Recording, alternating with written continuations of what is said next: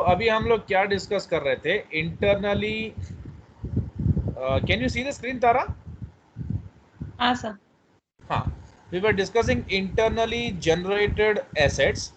तो US gap में like clear cut है कि इंटरनली जनरेटेड एसेट्स को अगर आपको समझना है तो पहले in order to qualify whether an internally generated intangible asset qualifies for recognition, its generation is divided into research phase and development phase. समझ में आ रहा है?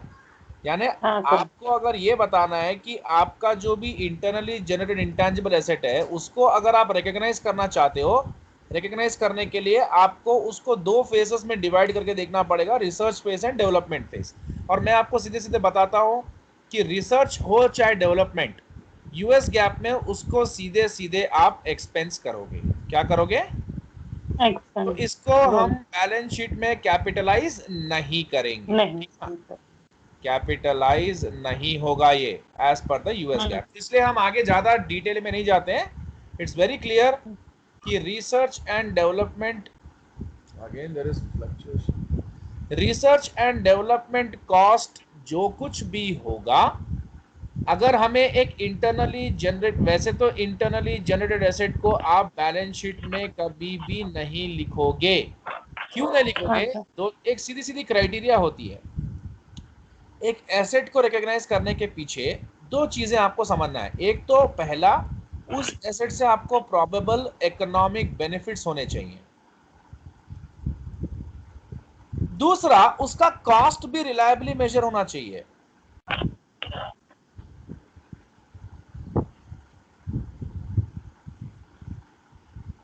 इसका मतलब क्या है? Cost should be measured reliably. देखो, अगर हम एक मोबाइल फोन की बात करें, मोबाइल फोन रोज मार्केट में खरीदना बेचना चलता रहता है, तो इसका कॉस्ट हमें मार्केट से मालूम चल जाएगा, इसका फेयर मार्केट वैल्यू मिल जाएगा। आप एक कंपनी का कोई लोगो है, उसका फेयर मार्केट वैल्यू निकाल सकते हो क्या? नहीं। क्यों नहीं निकाल सकते हो? ये रोज बिकता है। नहीं। मैं लोगो, कोई ऐसा नहीं बोल रहा हूं कि लोगो का डिजाइन बना दिया। मैं ये इस चीज की बात नहीं कर रहा हूं कि किसी के लिए एक की चेन वाला लोगो, ये सब उसके लिए इन्वेंट्री है, मैं उसकी बात नहीं कर रहा हूं। मैं किसी कंपनी का जो लोगो होता है वो रोज नहीं, वो इसको नहीं बेचता है, वो कंपनी बेचने के समय ही इसको पूरा ऑल टुगेदर एक साथ ही इसके राइट्स भी सामने वाले को बेच देगा। इसका फेयर हाँ मार्केट वैल्यू निकालना इम्पॉसिबल है। इसका मार्केट वैल्यू आपको हर दिन नहीं मालूम चलता, जबकि फोन्स का आपको मार्केट वैल्यू आपको मालूम चलता है। आप 4 दिन जाओ, 4 दिन में 4 वैल्यूज मिलेंगी। लोगों का आप बेचने जाओगे तभी आपको वैल्यू मालूम होगा। इसका कॉस्ट मेजर करना रिलायबली, मतलब हम रिलायबली मेजर नहीं कर सकते क्योंकि इसका एक्टिव मार्केट में कोई भी वैल्यू अवेलेबल हमें नहीं दिखता है। ठीक है, समझ में आ रही है बात? हाँ सर। हाँ सर। तो इस, और एक कंपनी इसकी वैल्यू कुछ भी बना के लगा सकती है। यानी हमें लोगों का, अब एप्पल कंपनी को अपने लोगो या अपने मतलब ऐसे इंटेंजिबल एसेट्स के बेसिस पे बहुत बड़ा बिजनेस मिलता है, बहुत बिजनेस मिलता है। ठीक है ना? हाँ, बहुत हाँ बहुत बिजनेस मिलता है। तो आप ये सोचो कि वो उससे काफी इकोनॉमिक बेनिफिट्स कमाते हैं, बट फिर भी वो इसको अपने बैलेंस शीट में नहीं दिखा सकते क्योंकि इसका वैल्यू रिलायबली मेजर नहीं होता है। ठीक है, फाइन। हाँ। हाँ तो इसीलिए उसको दो पार्ट्स में डिवाइड किया गया है हमारे पास यहाँ पर। लेकिन दोनों भी पार्ट्स में हम डिटेल्स में जाने का भी सोचें तो अभी कंक्लूजन एक ही होगा कि research and development cost US gap में एक्सपेंस होते हैं। यानी जो भी आपके लाइक इंटैंजिबल एसेट्स हैं, और जो भी लाइक जिसका हम ये बोल सकते हैं कि जो इंटरनली जनरेटेड इंटैंजिबल एसेट है, उसको आप बैलेंस शीट में नहीं लिखोगे। ठीक है ना? हाँ। तो अभी इसमें हम ये चीज समझ चुके हैं और इसको हम लोग अभी अपने बुक से भी देख लेते हैं। आप देखो, तो कोई भी इंटेंजिबल एसेट का जो इनिशियल रिकॉर्डिंग होगा वो कैसे होगा? कॉस्ट पे होगा, क्योंकि आप उसको पे करके खरीद लिए हैं तो आपको उसका कॉस्ट पता है, तो आप उसका बैलेंस शीट में कॉस्ट बता सकते हो। ठीक है? और हाँ सर। इसमें एक छोटा नोट भी दिया हुआ है कि internally generated assets such as patents और goodwill are not recorded in the balance sheet because they do not meet the definition of asset. अभी मैंने आपको बताया कि वो डेफिनेशन ऑफ एसेट क्यों नहीं मीट करता है। अगर एक मीट भी किया कि हमें फ्यूचर प्रोबेबल इकोनॉमिक बेनिफिट्स हो सकते हैं, लेकिन दूसरा मीट नहीं करता क्योंकि उसका कॉस्ट हम रिलायबली मेजर नहीं कर सकते। कोई भी उसका नहीं कर कॉस्ट कुछ भी बता देगा, कोई भी उसका कॉस्ट कुछ भी बता देगा, ठीक है। हाँ हाँ एक्टिव मार्केट में उसका कॉस्ट अवेलेबल नहीं है।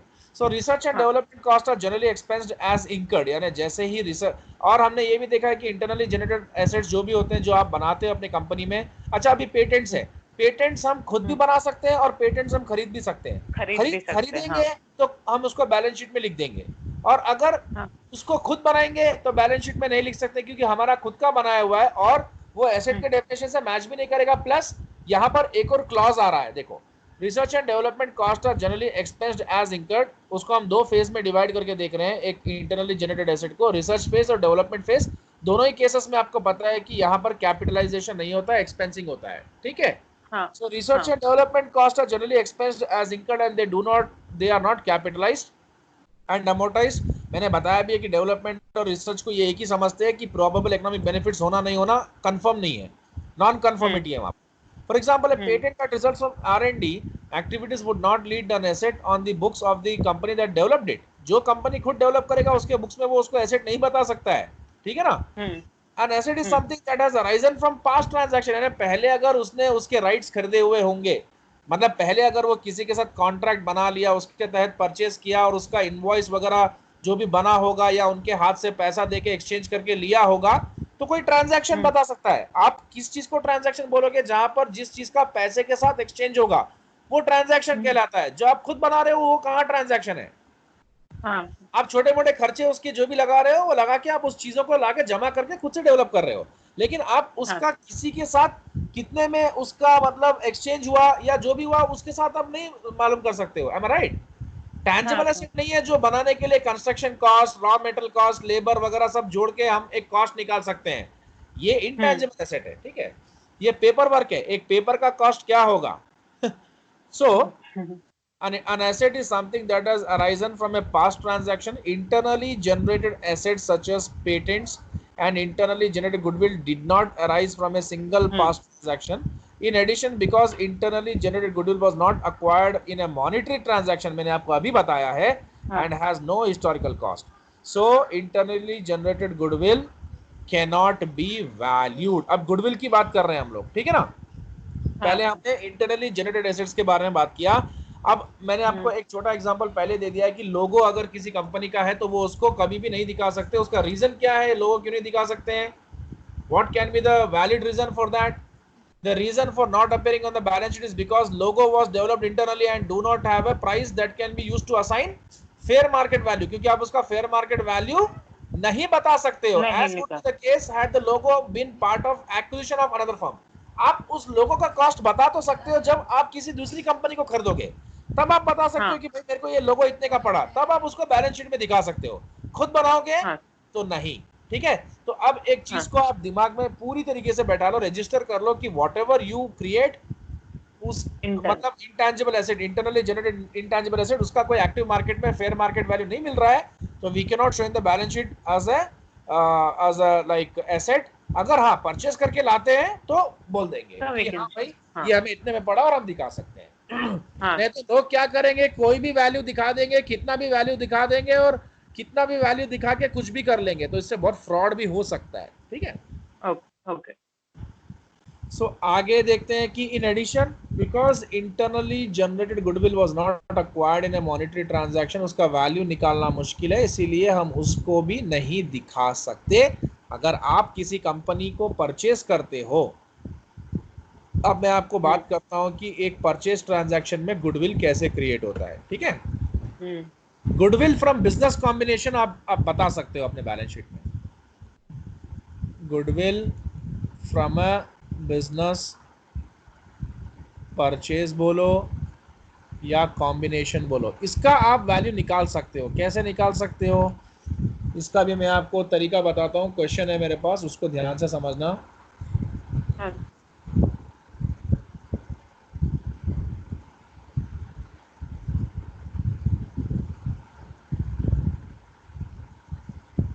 देखो, अगर सपोज इसका जो फॉर्मूला होता है गुडविल का, जो भी आप उसको पे करते हो, ठीक है ना, purchase consideration, minus net assets of the acquiring company, मतलब जो भी आपका आप अक्वायरर हो वो अक्वायरी है, ठीक है। उस आप जो पे कर रहे हो परचेज कंसिडरेशन और उसका जो नेट एसेट्स है, नेट एसेट्स का मतलब क्या होता है, total assets minus total external liabilities, expense. ठीक है। तो सपोज आप परचेज कंसिडरेशन उसको पे करना चाहते हो 1 लाख और total assets minus external liabilities आपका 70,000 आया, तो गुडविल कितना हो गया आपका 30,000। ये आपका गुडविल माना जाता है, ठीक है ना, डिफरेंस प्राइस, ठीक है। तो इसको आप बैलेंस शीट में दिखा सकते हो कि नहीं दिखा सकते हो? दिखा सकते, ऑफ कोर्स दिखा सकते हो, क्योंकि इसकी वैल्यू हमें मालूम चलती है, ठीक है ना। अच्छा, it is not an over payment, एक बात याद रखना, when goodwill results from a business combination it does not mean that one company overpaid for the other.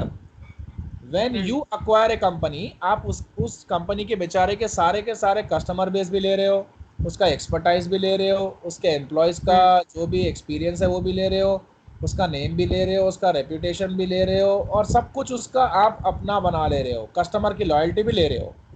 Companies can do sometimes over पे फॉर, ऐसे चीजों के लिए ज्यादा पे करना भी आपके लिए कोई नुकसान का सौदा तो नहीं होगा, ठीक है। And like company sometimes over पे करती है, and over payment does not translate into goodwill, but goodwill itself is not evidence of over payment. Goodwill routinely arises in business combinations. और एक बात याद रखना, किसी कंपनी का गुडविल पहले से उसके पास पड़ा हुआ है, जैसे एक company is acquiring B company, और उस बी कंपनी ने सी कंपनी को एक्वायर किया, तो उसके पास गुडविल अल्टीमेटली आ गया, तो उसका गुडविल को आप नहीं लोगे नेट एसेट्स में, उसको अलग रखोगे, और अब उसको जो पे करोगे वो गुडविल, उस गुडविल को हटा के अब नया गुडविल आपका ही माना जाएगा। फाइन, क्लियर हो गया मैं क्या बोल रहा हूँ? हाँ सर, हो गया। नेक्स्ट पॉइंट ये हो गया हमारा। एंड गुडविल अभी हमने डिस्कस किया है कि आप उसको सिर्फ बता सकते हो जब परचेस करोगे। Even if company contracts for and pays for a public relations program or an institutional advertising program, the cost of program is not the value of any goodwill that results as production cost for advertising, public relations or expense as incurred। मतलब आपको सबको expense करके बताना है, आप internally कुछ भी generate करोगे तो वो बैलेंस शीट में नहीं आएगा, नहीं आएगा। हाँ फाइन। हाँ, अगर आप किसी को बेचते हो उसका वैल्यू मिलता है तो बता लो। अभी मैंने आपको बताया कि अगर डिटरमाइनेबल लिमिटेड लाइफ है तो अमोर्टाइज करेंगे, और अगर डिटरमाइनेबल लिमिटेड लाइफ नहीं है, इनडेफिनेट लाइफ है, तो उसको रेगुलरली इम्पेयरमेंट के लिए टेस्ट करना पड़ेगा, ठीक है। सर ये जो आपने बोला था ना, एक तो डिटरमाइंड लाइफ, मतलब अपन को पता है इसका लाइफ पीरियड कितना है, और हाँ, अगर लाइफ पता नहीं है तो उसको आपको क्या करना पड़ेगा, इम्पेयरमेंट करके देखना पड़ेगा कि उसकी वैल्यू कम तो नहीं हो रही है, क्या उससे हमारा इकोनॉमिक बेनिफिट्स कम तो नहीं हो जाएगा, ठीक है। ये इसीलिए इम्पेयरमेंट करते हैं ना कि भाई हमें इसका क्या फायदा निकलने वाला है, हमने इसको लिया है तो क्या फायदा हो रहा है। अगर मैं किसी से लाइसेंस एग्रीमेंट लेता हूं तो उसका मुझको क्या फायदा होता है, किसी से फ्रेंचाइजी लेता हूं तो उसको मुझे क्या फायदा होता है।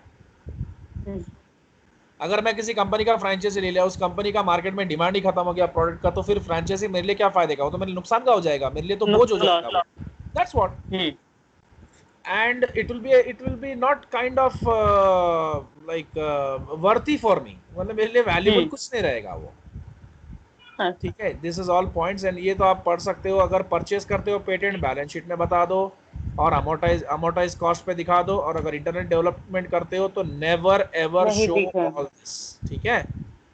दिस एंड जनरली वी, अगर again we have to see the accounting treatment is consistent with the accounting treatment of R&D, generally expense ही करते हैं इसको, ठीक है। अच्छा, the capitalized and amortized amount is generally limited to registration fees and legal fees for filing the patent। अगर आप filing करे हो पेटेंट को और उसके लिए कोई रजिस्ट्रेशन फीस पे करे हो या लीगल फीस पे करे हो, वो वन टाइम पे करते हो, कैपिटल नेचर का होता है या रेवेन्यू नेचर का होता है? ये होगा सर कैपिटल। ऑफ कोर्स, एक ही बार पे करोगे ना, बार बार थोड़ी ना उसको रजिस्टर कराते रहोगे, तो वो कैपिटलाइज होगा, ठीक है। हमारा जो पुराना कॉन्सेप्ट है उसको कभी भी हम नहीं छोड़ना, the concept is always the same, ठीक है। फ्रेंचाइजी अगर परचेज करते हैं तो दिखाएंगे, और अगर वो फ्रेंचाइजी के बारे में एक बात मैंने आपको पहले ही बताया था कि इसका लाइफ इंडेफिनिट भी होता है, तो इसलिए हम इसको इम्पेयरमेंट करेंगे। अगर 10 साल का है, डेफिनेट लाइफ का है, तो अमोर्टाइज करेंगे। ठीक है ना। एंड लीज होल्ड, ये लीज हाँ क्या बोले? बेसिकली अमोर्टाइजेशन मतलब वही ना जो वहाँ पे अपन ने टैंजिबल एसेट्स में जो डिप्रिसिएशन किया डिप्रिसिएशन है था यहाँ। वही है, हाँ of course of course.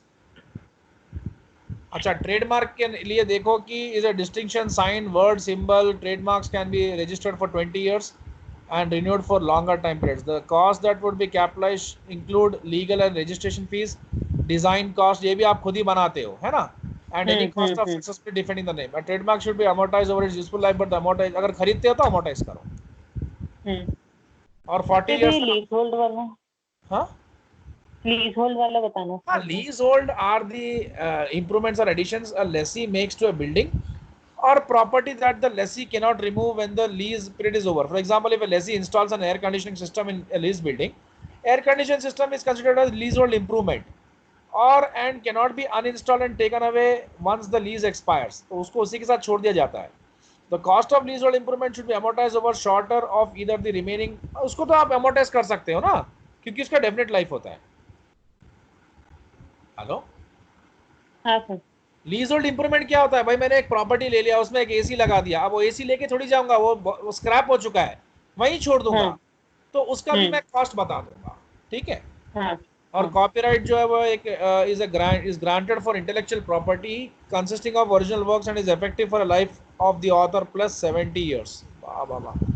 Purchase copyright is recorded at its purchase price and internally can be recorded only at its registration cost। यानी आप उसका registration cost को ही capitalize कर सकते हो, नहीं तो आप उसको नहीं कर सकते, आप उसको capitalize नहीं कर सकते, expense ही करोगे, रिसर्च एंड डेवलपमेंट में डाल दोगे उसको। ठीक है।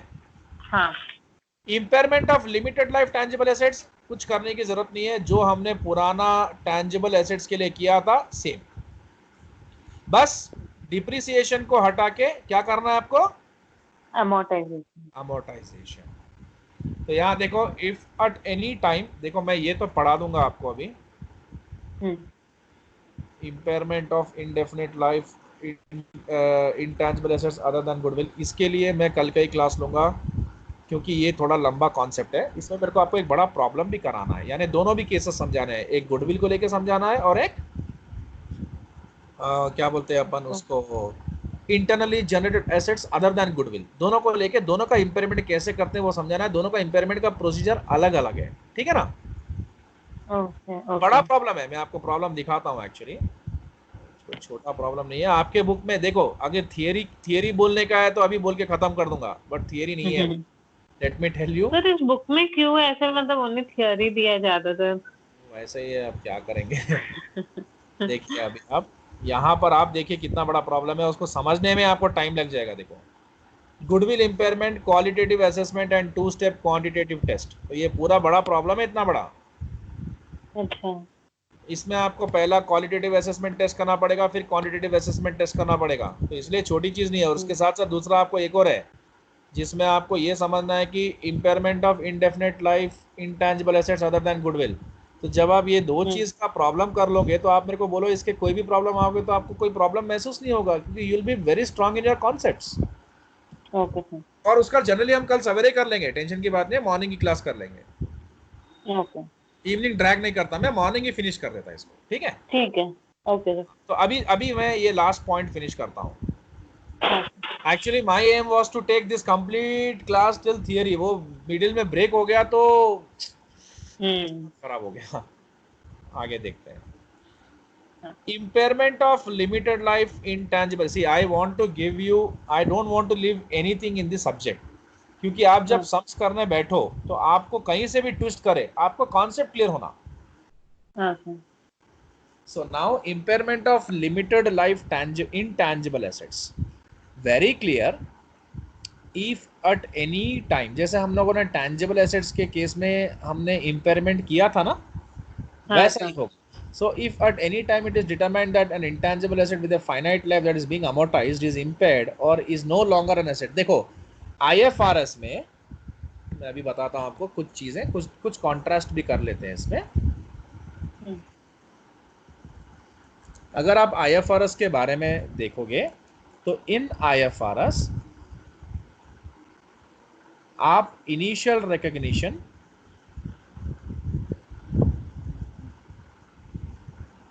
कॉस्ट पे करोगे, ठीक है, और सब्सिक्वेंट रिकॉग्निशन आप इधर कॉस्ट पे भी कर सकते हो, आपकी मर्जी, क्योंकि ये प्रिंसिपल बेस्ड सिस्टम है, यहाँ बहुत फ्लेक्सिबिलिटी है। और रिवैल्यूएशन मॉडल, जिसमें हम अपवर्ड रिवैल्यूएशन का भी इसमें एक मतलब आपको एक तरीके से फैसिलिटी दी हुई है कि आप अपवर्ड रिवैल्यूएशन भी बता सकते हो, ठीक है, बता सकते हो।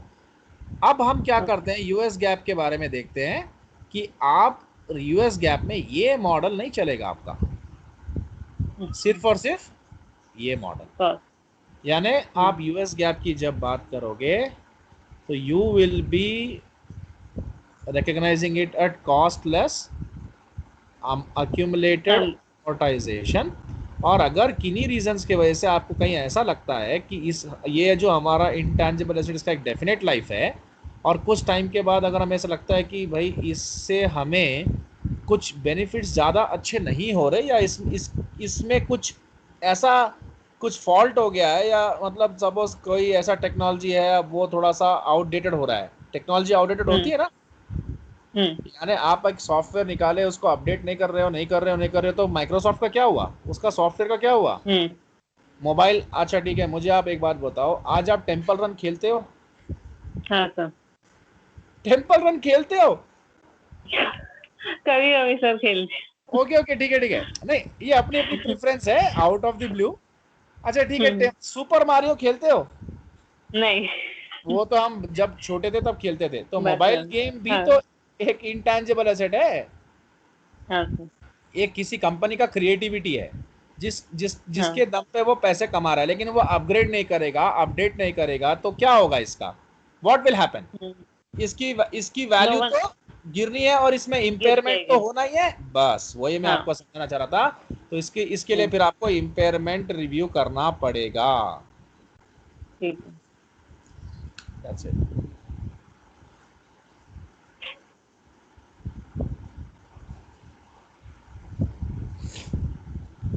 So now अच्छा, और भी कुछ रीजंस हैं यहाँ पर उन्होंने बताया। फॉर एग्जांपल, अ पेटेंट, ठीक है ना, if at any time it is determined that an intangible asset with finite life that is being amortized, for example patent is impaired और no longer an asset, for example company loses a patent lawsuit. अब वो patent का जो भी आपने उसके ऊपर कुछ क्लेम किया होगा, आप बताते हो कि किसी ने आपका टेक्नोलॉजी चोरी कर लिया होगा, या आप उसका लॉसूट, अब आपका मतलब आप वो केस हार चुके हो, अब आप उसको यूज नहीं कर सकते हो, अब तो आपके लिए बेकार हो गया ना वो। अब क्या वो आपको फ्यूचर प्रोबेबल इकोनॉमिक बेनिफिट्स दे सकता है?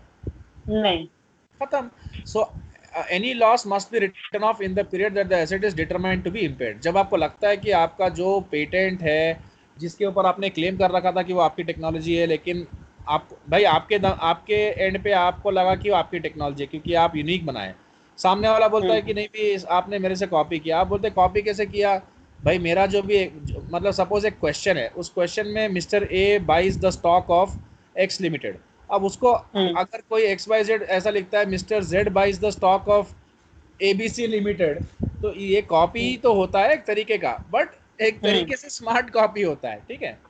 तो आप एक लॉ सूट हार गए, वो बोलेगा कि मेरी क्रिएटिविटी को तुमने खाली चेंज करके बता दिया बस, तो आपका क्लेम खत्म हो गया, अब आपका कोई बेनिफिट नहीं है उससे, आप अभी तक जो कमा रहे थे वो वैनिश, या तो आप उससे परचेस कर लो राइट्स, या आप छोड़ दो।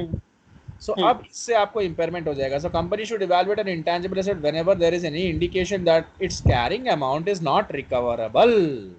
तो अब रिकवरेबिलिटी का टेस्ट आ गया। आपका जो भी पैसा आपने अपने इंटेंजिबल एसेट पे लगाया 1,00,000, वो 1,00,000 जब तक आप रिकवर नहीं कर पाओगे तब तक आप यही सोचोगे कि आपका उसमें इम्पेयरमेंट हो रहा है। हो चुका है, हो रहा नहीं है, हो चुका है, क्योंकि मैंने 1,00,000 रुपए लगाया, अब मुझे उसका तो 1,00,000 रुपए रिकवर करना है, और अनडिस्काउंटेड कैश फ्लोज जो भी मेरे होंगे, वो अनडिस्काउंटेड या एक्सपेक्टेड कैश फ्लोज मेरे जो होंगे, वो अगर मेरे लाइक रिकवर कैरिंग अमाउंट से किससे? जो मैं carrying बैलेंस शीट में बता रहा हूँ उससे कम है, तो मेरी रिकवरी कहाँ हो रही है? इम्पेयरमेंट हो गया है। हाँ, अब इम्पेयरमेंट हो ही गया है तो फिर मुझे उसका लाइक फ्यूचर कैश फ्लो जो भी होगा वो निकालना है डिस्काउंटेड, ठीक है, और उसको मतलब वही उसको हम बोलते हैं फेयर वैल्यू। अब हमें कैरिंग अमाउंट को फेयर वैल्यू से कंपेयर करना है, और अगर हम ज्यादा बता रहे हैं और मार्केट में कम मिल रहा है तो हमारा इम्पेयरमेंट हो चुका है, और उसका इम्पेयरमेंट लॉस हमें पीएनएल में दिखा देना है, फिनिश्ड। अब ये जो कॉन्सेप्ट है ये आप कल करो, क्योंकि इसमें डीपली जाएंगे, अच्छा जाएंगे, ठीक है? ठीक है। तो ये भी हमारा 2 डेज इसलिए ले रहा है क्योंकि आपकी बुक में कुछ नहीं है, मैं जो दे रहा हूँ बहुत ज्यादा दे रहा हूँ इसमें, और ये आपको बहुत फायदा, ठीक है ना? उसके बाद फिर हम एक चैप्टर देख लेंगे कि क्या करना है, और हो सकता है इन्वेंट्रीज ही नेक्स्ट टारगेट है, उसको फिनिश कर देंगे। ठीक है सर। आपका नेक्स्ट वीक में पूरा का पूरा रिपोर्टिंग फिनिश्ड है, आप उसका टेंशन मत लो। नेक्स्ट वीक में ये हो गया ना, उसके बाद फिर आपका कैसा जाएगा, संडे पे बैठ के हम लोग जल्दी जल्दी खत्म कर सकते, थियरी है बजटिंग पूरा, ठीक है? ठीक है, ओके सर। उधर कुछ भी नो हाउ नहीं है, कुछ दिमाग लगाने का नहीं है। हाँ बोलो। हाँ सर, यही पूछी थी, कल सुबह होगा क्लास? कल सवेरे कर लेंगे, मैं भी ये बोल रहा हूँ, कल सवेरे 8 से 9 कर लेंगे और इसको फिनिश कर देंगे। ठीक है, ओके सर, ओके। अगर कुछ चेंज है तो फिर शाम को ही होगा। मतलब मेरा अभी सुनो, मेरा अभी एक क्लास है तारा, अभी 9 o'clock को। अब वो मेरा अगर अभी मतलब लिया तो वो लंबा जाता। ठीक है चलो, मैं कल 8 से 9 आपका क्लास लगा देता हूँ, फिनिश। चलो ठीक है। अगर कुछ चेंज रहा तो प्लीज आप उसको कुछ समझना मत, मैं शाम को पक्का लूंगा। ठीक है, ओके। ठीक है 100%, बट मैं आपको 7:30 को कंफर्म कर दूंगा, I am taking the class, ठीक है? Okay, okay, thank you. Bye sir. Bye.